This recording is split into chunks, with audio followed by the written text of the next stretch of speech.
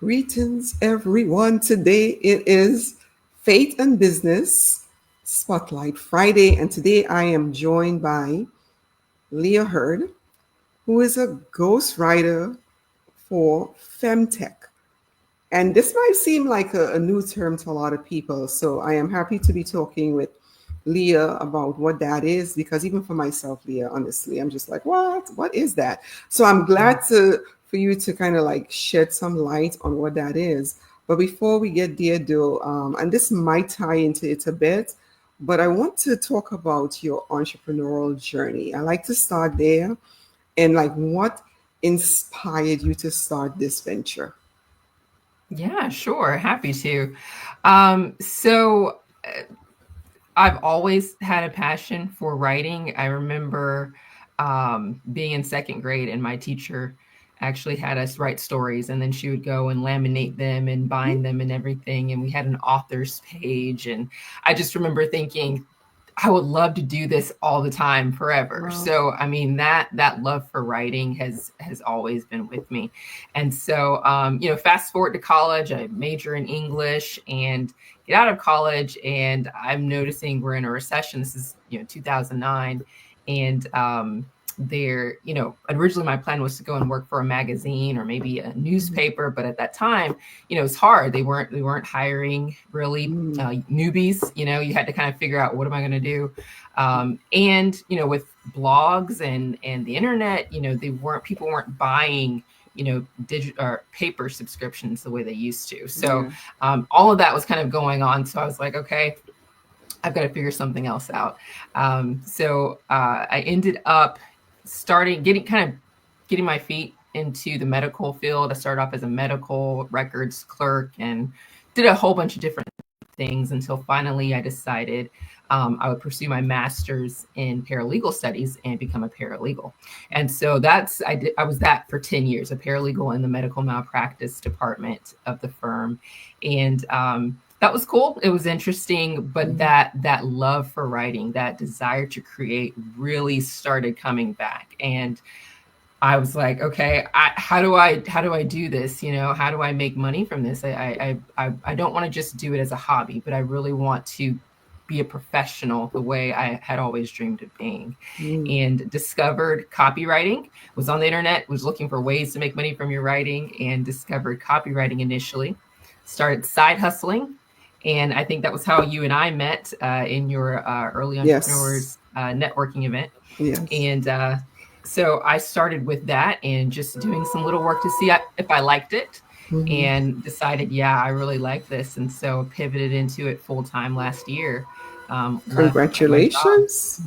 Yeah. And I've been doing it. Yeah. Yeah. So I mentioned copywriting was what I was doing, but I discovered ghostwriting was a little more, it fitted me a little bit better, because then I was able to tell other people's stories, right? And as a ghostwriter for FemTech founders in particular, I get to work with the founders and help them build their personal brands, help them communicate their value on their LinkedIn page, which is a very, very powerful platform, as I'm sure you're already well aware. Yes, so yes, helping them build their thought leadership that way. But you mentioned, like FemTech, and which is a new term for me. And before we go there, though, I know you've worked with me doing some ghostwriting, just to be honest, guys, and you just made me look good. Right. But the thing about it is, it's not just so cut and dry, because you really have to kind of come to understand like my voice and my wants, my desires, and the things that I want to make sure comes through. Right. And so I spend less time on doing something that, like, you love writing. I do it out of necessity. So to have someone who's passionate about it, which to me was a good kind of match up. But I don't know if I'm going to put you in a spot here, but I am thinking about AI. Yes. And the effect that might be having on someone like yourself, a writer. Like these days, we just drop stuff in there, and you have this conversation with this AI bot thing, and they must put some kind of challenge on you as a writer in the business at your development. So can we talk a little bit about the challenges that you might be facing in that respect for your business, and how are you navigating that? Yeah, that's a really good question. And yeah, in my circle, writers were just like, okay, how do we deal with this? Mm-hmm. And a lot of the those who are ahead of me and as who've built their businesses have encouraged me and others lean into this. This is a tool for us as well. This is not Mm-hmm. something that we should run from or be afraid of. And at the end of the day, it's artificial intelligence, right? Mm-hmm. And the problem with artificial intelligence is, yes, you can go back and forth with it, but it doesn't really understand the emotional side of human beings. It doesn't understand that deep, just that authentic human feeling, the psychology of us as beings. And Mm-hmm. so that's where you need a human being to really come in, even if it's AI written, to be able to see that and to be able to refine that. Whether Mm-hmm. you are, a solopreneur or you are part of a big marketing team, there has to be that person who comes in and looks at that and who has an eye to understand what actually works in the real world, what actually connects and resonates with people. So Mm-hmm. for me in my business, I do use it as more of an idea generator. So if I'm trying to think through some angles on things that Mm-hmm. I'm working on, I'll use it for that. But when it comes to the actual writing, I find I prefer to keep that completely all mine Yeah, and yeah. not have it right for me. I have played with it to see what it can do, but the best way to do that is to give it my ideas and tell it to structure it, or Exactly. to write it all the way out and then use it as more as an editor. Okay, Mm-hmm. where am I saying, where could I be more concise? Where am I Yeah, being a little too wordy? That's the yeah, best use of it. But with the writing, I do it all myself. I do it all yeah. myself. I Mhm. I had this thought that it can make you better, Mhm. right? Or you can lose yourself in it, where Yeah. it's like it's not really the real you that's coming out, right? You have Right. just adapted to this tool, and the tool is good. And I feel like sometimes if you have a position, a point of view on something, this could be a very effective tool for you. Like you would Hmm. see things, you'll recognize truths, untruths, and but Hmm. use it. I like how you said it's a tool, and it's It a good is. tool, and I like that you are embracing it because it will make you even better. But we can't Mhm. completely get rid of that. You say that Yes. emotional Yes. center. Okay, I I Yes. I love that.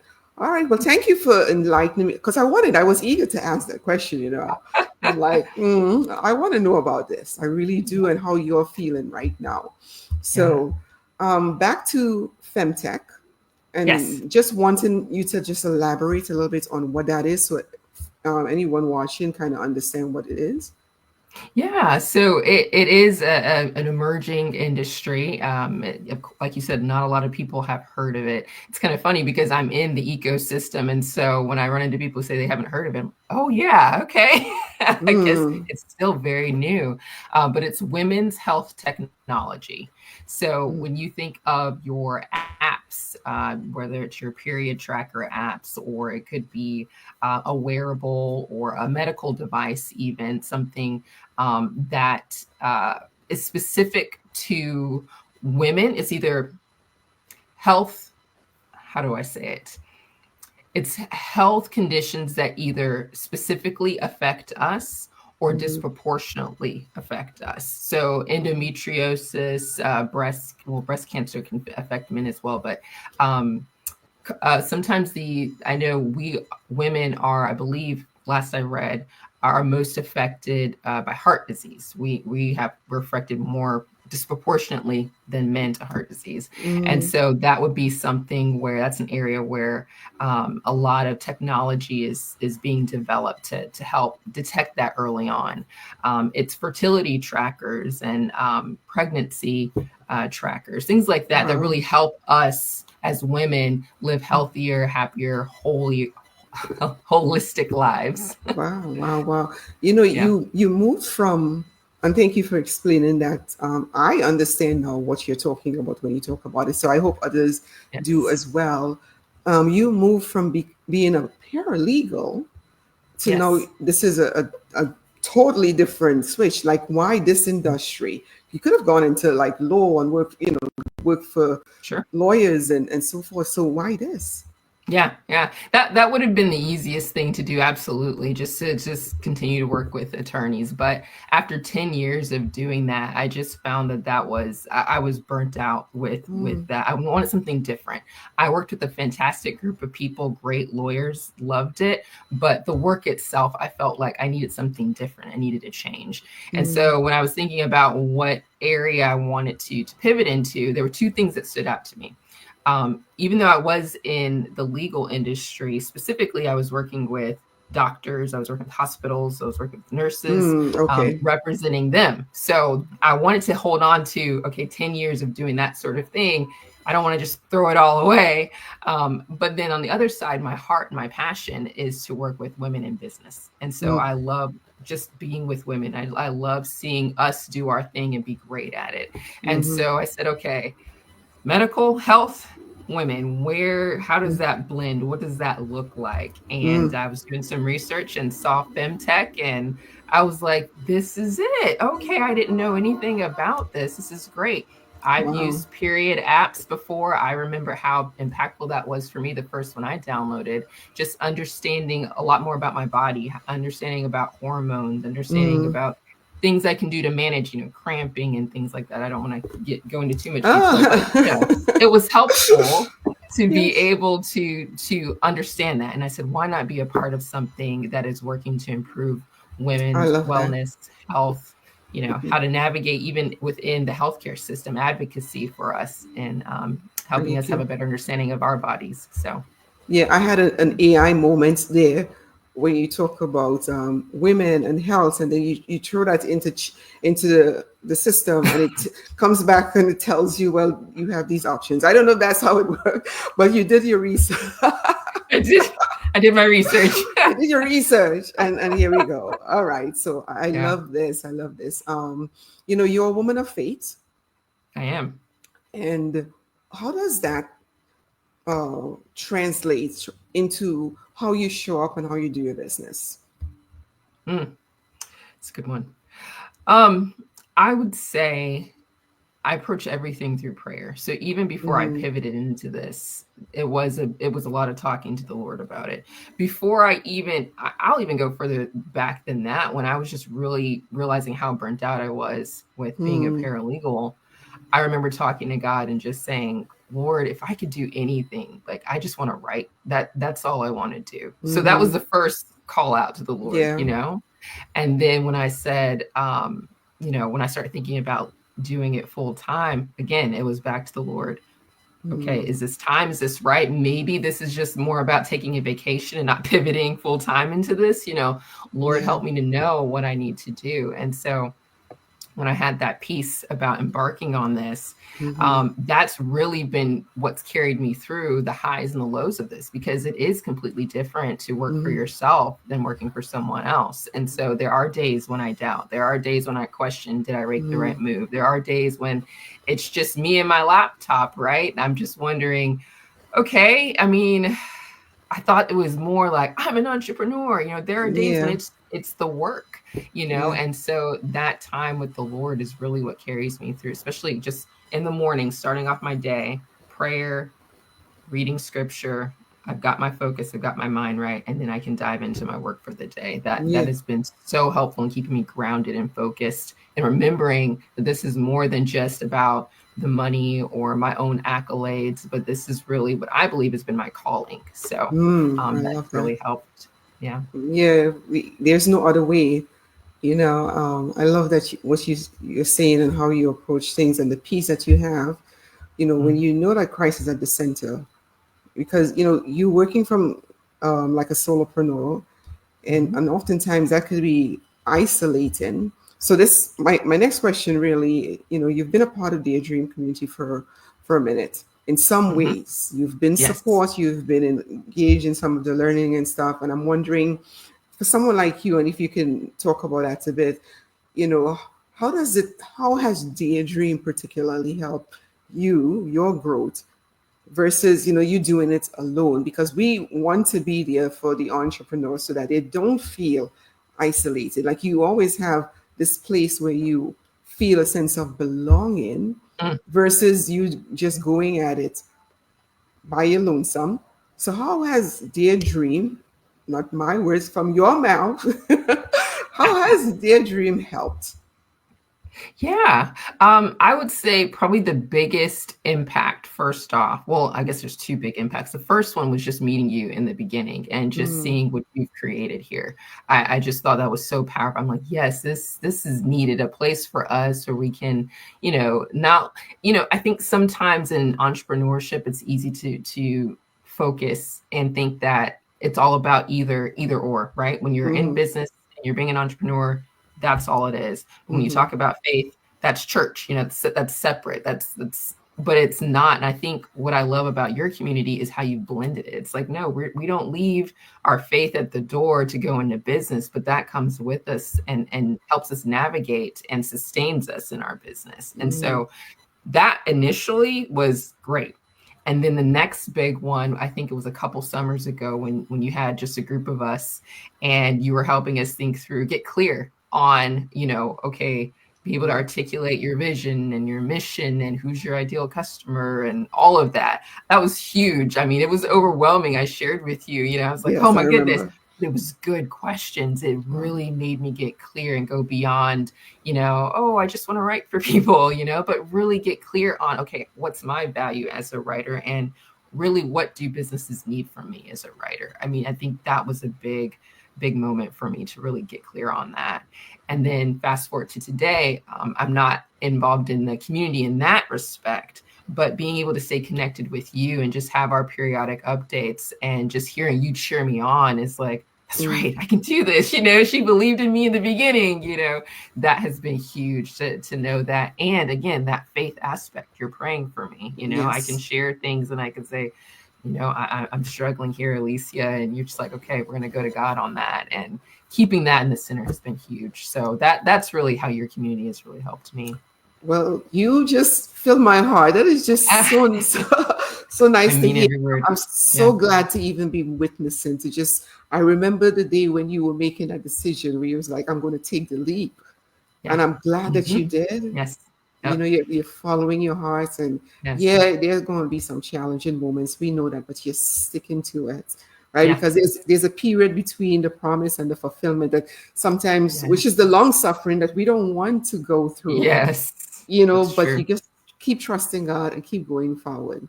And Yes. Yes. before we wrap, I do want to ask, I have maybe just two questions before we wrap up. Sure. For someone who might be considering, they're on the fence. Okay. A lot of us sit on the fence for a long time and just like, when am I going to do this? Or should I Yes. even do this? But what kind of encouragement can you provide to them? You've done it. You were in a corporate type position and then you decided, Mm-hmm. I'm going to be an entrepreneur. I'm going to do my own thing. So Mm-hmm. what, maybe one good piece of advice, just the reality, just, reality check. This is, what would you tell them? I would say two things. Oh, okay.